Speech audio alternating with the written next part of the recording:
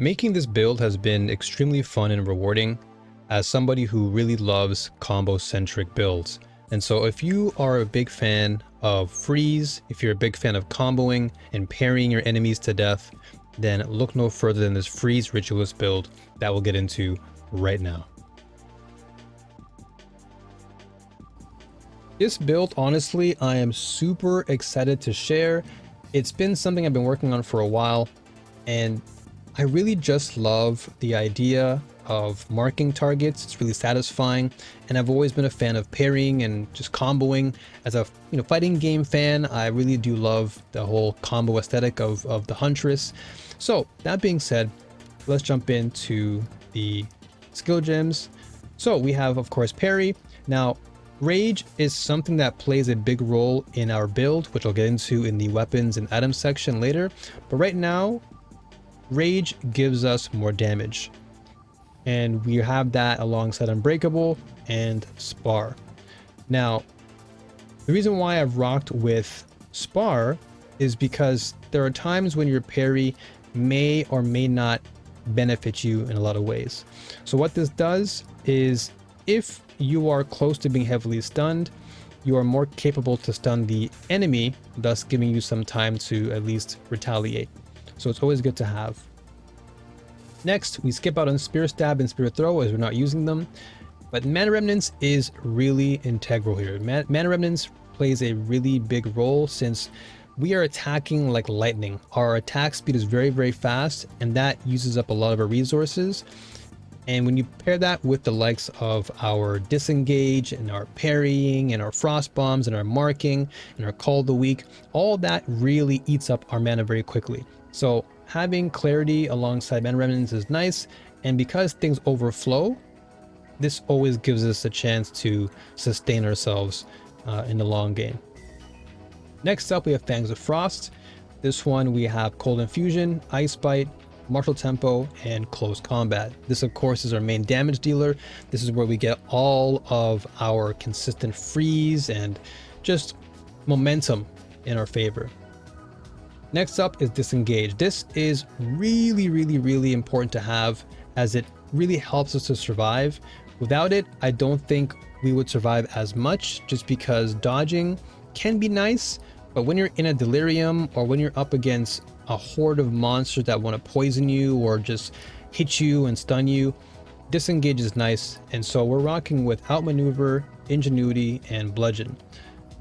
Outmaneuver is great because we're always constantly parrying enemies anyway, and so being able to break their armor is always good. And then Bludgeon is great because it knocks back enemies, giving us a chance to breathe.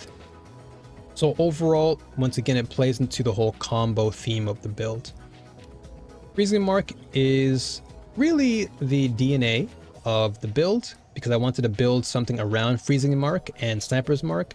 So what Freezing Mark does is it just allows for more crowd control. You place your mark on a target, it explodes in a radius once you've killed the enemy. And so we rocked with Persistence, therefore it makes the duration of time the mark is on the target for longer, then Cold Penetration, as well as Elemental Focus. Next, we have Herald of Ice, and this plays well into Freezing Mark as well, since they both kind of have a crowd control element to them. We're rocking Magnified Effect, Embitter, and Glaciation. Pretty straightforward here, nothing too crazy, just more ice damage, more cold damage, straightforward. Call of the Week, we have Perfusion, Behead, and Ferocity. Now, Behead is just a little added bonus. This is not necessary. I just added it in for myself. It's really cool to have modifiers that you steal from enemies. It's always really satisfying to use it against them. But Perfusion is important to have, as it gives you additional charge, and Ferocity is great just because I can constantly cull and just kill off weak enemies very swiftly, which once again plays into the power fantasy of being a very fast and swift character. Frostbomb plays really well into not only the Herald of Ice, but all of our freeze damage, but most importantly, it plays into our defenses. Frostbomb is really our defensive mechanic, much like our Disengage, because I use this to basically take the heat off of me.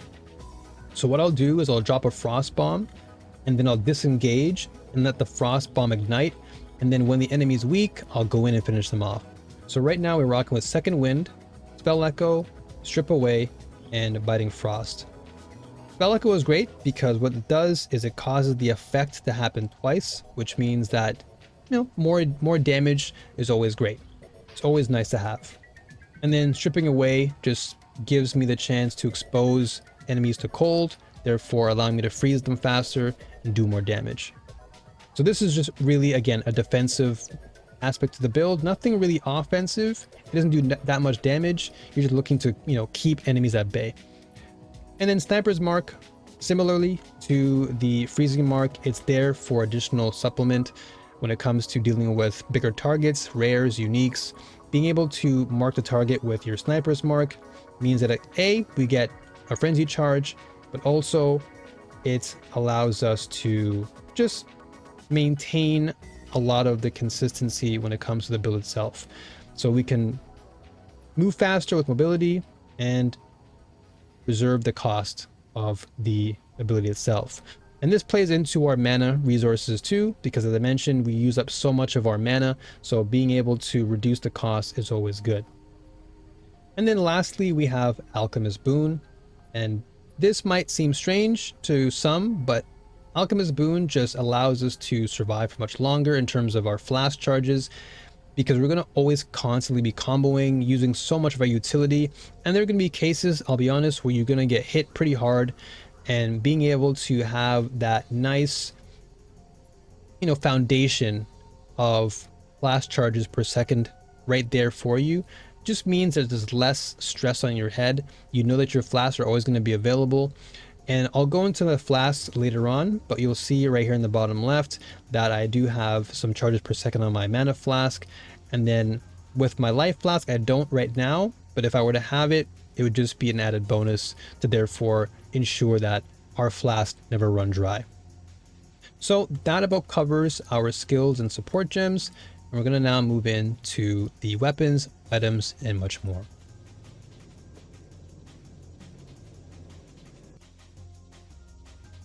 So why Ritualist over Amazon? For one, I really do like utility, and I think Ritualist plays well into that, especially with the additional ring slot. And for every ring and amulet you have, you're getting that nice juicy 25% bonus, which can be really good if you have some really strong rings and amulets lying around in your inventory.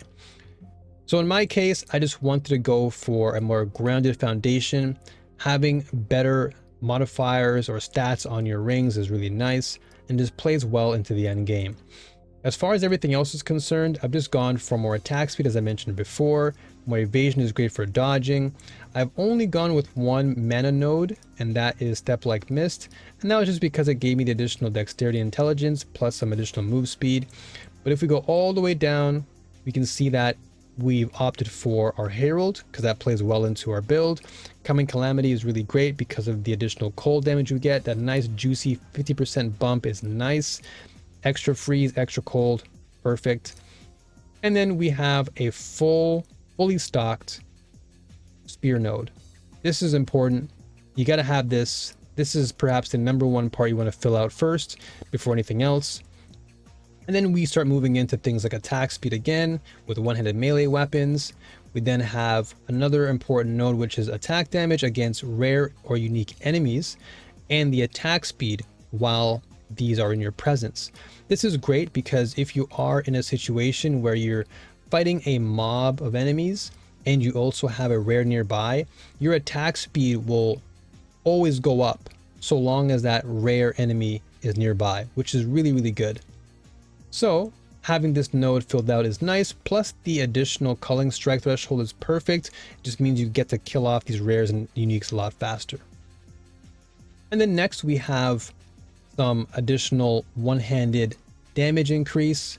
This is a good note to fill out as well. And then I mentioned earlier in the video about Rage. Now Rage is, I feel, to be quite underrated. I do think it's quite strong if you can use it well. And as long as you're able to maintain it, that's really where it comes in handy. And now because we're constantly attacking very, very quickly, in this build, it's quite easy to maintain the 30 plus maximum that you get. So I haven't filled out this node completely, but currently we're about at 36. So if we get this completely filled, we'll be a lot more. And then Ignore Pain is really good because it gives us more stun threshold. And as I mentioned earlier as well, it is quite easy to get stunned if you're not careful with your parrying. So being able to increase your stun threshold is always really good. And that's pretty much it. Just focus heavily on attack speed, attack damage, some rage here and there if you can find the other nodes. Then of course, most importantly, getting your nice spear damage up. That to me is really where this build will sell. And that's about it for the skill tree. So now we can move on to the equipment.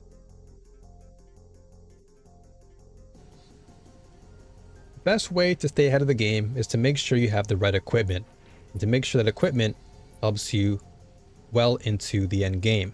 And one way I like to stay focused into the end game is by drinking a nice premium supplement from the folks over at advanced.gg. This website has it all, whether you are a professional gamer, an athlete, a gym goer, or someone who's just looking to boost their energy and focus when it comes to everyday activities. Advanced GG has all that you need. If you need a boost in your sleep, they got it covered. You need energy for a long game session in Path of Exile 2, they got you covered. With a variety of flavors to choose from, their latest flavor, peach rings, quite delicious. Ramune, amazing. Check it out at advanced.gg and use my checkout code NEWENERGY10 to save 10%. Now, let's get back to the video. So in this weapons section and equipment section, the things to look out for with regards to your stats will be increased physical damage. Of course, the higher this number, the better. You also want to have some cold damage on there to give us additional damage output for freeze and what have you. And also importantly, if you can get some elemental damage with attacks, the higher that number as well, the better. Lastly, anything that can leech mana can also be a positive, as it kind of plays into the whole sustainability of our mana pool well into the late game. And as far as our gloves, if you can get some attack speed, that'd be awesome. I unfortunately didn't get the good roll in this glove, but I was able to get some evasion. Energy shield is always good too. Physical damage to your attacks, cold damage. Here I got some lightning damage, but not the greatest thing in the world. But anything physical or cold is always great. Also importantly, if you can get any level to any of your melee skills, whether it be +1 or +2, that's going to really help to boost your damage output long term. As for the belt, I've just opted for the Infernal clasp. This just gave me a ton of armor just to make me a little bit more tankier and to take less physical damage, because it can really be a headache into the end game. And we just got some extra resistance, because resistance is always nice.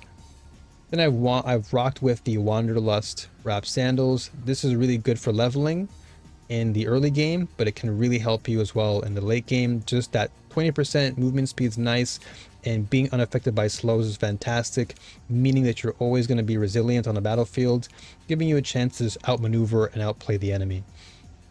As far as the helmet and the vest, I'm rocking both that have rage, because rage plays into our build heavily. And this particular helmet, the Great Helm, this gives us 1 rage on melee hits, but also grants us 1% increased armor for every rage. And with this leather vest, we do lose some evasion, but we can make up for it in other areas, whether it be on the skill tree or other pieces of equipment. But the most important thing here is, of course, the rage. So we gain 5 rage when we're hit by an enemy, and we gain 10 rage when we're critically hit by an enemy. So anytime that we're engaging in battle, we're always going to have our rage activated, which is always nice. As for our buckler, look for things like additional evasion if you can. Some dexterity is nice, resistances, but also your stun threshold. Since you're going to be parrying a lot, you want to make sure you're not going to be stunned as heavily. So making sure the higher your stun threshold, the better. Anything else is a bonus. Thorns damage isn't really that important for this build, but definitely try and get a higher stun threshold for the long game. And then as far as rings, you want to look for things like physical damage, cold damage, any resistances is nice. Any sort of gaining in terms of mana per enemy killed is good. Energy shield, always great. More mana, always great. Life is always good, but I'd prioritize mana first over your life. But if you can get both, fantastic. If you can get some plus to all attributes, it's great. And some regen is always nice. And then lastly, any sort of plus to your dexterity or intelligence or anything of that sort is always good, because it just helps to build your build a lot better. It just makes it so that you can focus less on the skill tree with regards to your nodes, and you can put that extra additional node into something like damage. And that's pretty much it. As far as the flasks are concerned, I mentioned before in the video that you want to have something that gives you some charges per second. So in this case, on my flask for my mana, I've got 0.2 charges. Unfortunately, for my ultimate flask, I don't have anything for per second, but hopefully that'll come later on when I find it and I get lucky. But if you're lucky, use it, because the more charges you have, the better, and that plays well into your alchemist boon, which is make sure that you have consistent mana and life flow at all times. So hopefully this has given you a great insight into the build. I do hope you enjoyed this video. If you want to see more exciting build guides that are off meta like this and much more for action RPGs, then be sure to like, comment, subscribe to the channel, be a part of the community, leave your comments down below, and as always, new warriors, stay strong, keep fighting, and may the force be with you all, always. Until next time, take care.